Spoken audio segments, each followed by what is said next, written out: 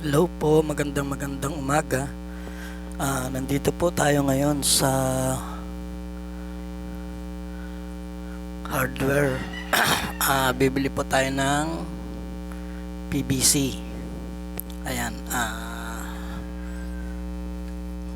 bibili po tayo ng PVC. Araw po ngayon ng linggo, Atres, November 3. Ayan, bibili po tayo ng PVC at saka elbow. Ayan, may kakabit po tayo ng tubig. Ayan, bibili lang po tayo. Ayan. Kamusta po kayong lahat?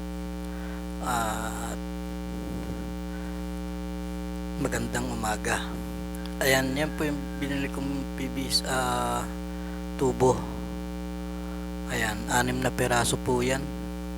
Ayan, kinakabit ko na po.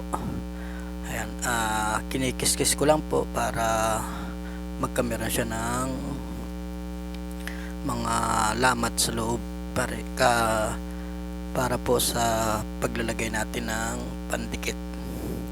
Kasi kung hindi po natin lalagyan ng baka po posibleng mabunot, ganun. Ayan, sasalpak po natin. Ayan, pinagkikis-kisan lang po natin yan sa loob. Ayan, para sigurado pong matibay pag nilagyan natin ng pandikit. Ayan, kinikis-kisan ko po yan. Ayan po yung pandikit, solvent, ayan, Teflon gripo, saka yung pang-clip. Ayan, pinuputol-putol ko na lang po para mamaya kabit lang ng kabit para mabilis po ang ating pagkabit. Ayan, mahirap po kung isang putol, isang kabit, isang putol, isang kabit ba, matagal po yun. Ayan po, pinutol-putol po natin para kabit lang ng kabit tayo mamaya. Ayan, kinikis-kis ko lang po. Ayan, kinikis-kis ko lang po yung bawat kakabitan ng tubo para matibay po pag nilagyan natin ng pandikit. Kasi kapag hindi po natin kiniskis yan, mabubunot po yan ng tubig, pressure ng tubig.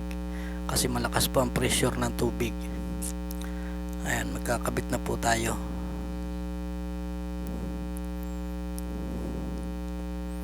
Ayan, ayan, nilalagyan ko na po ng pandikit, tapos isasalpak po natin yan para matibay. Ayan,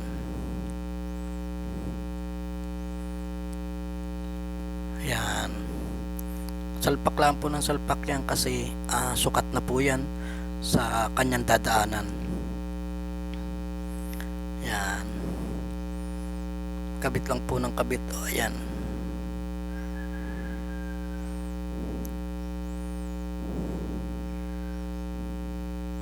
tatanggalin lang po natin yung mga masyado sa gabal.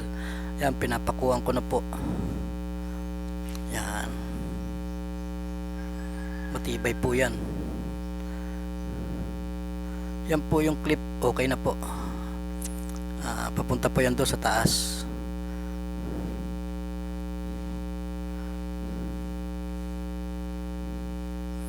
Ayan, lalagyan po natin ng clip siya para matibay. Ayan,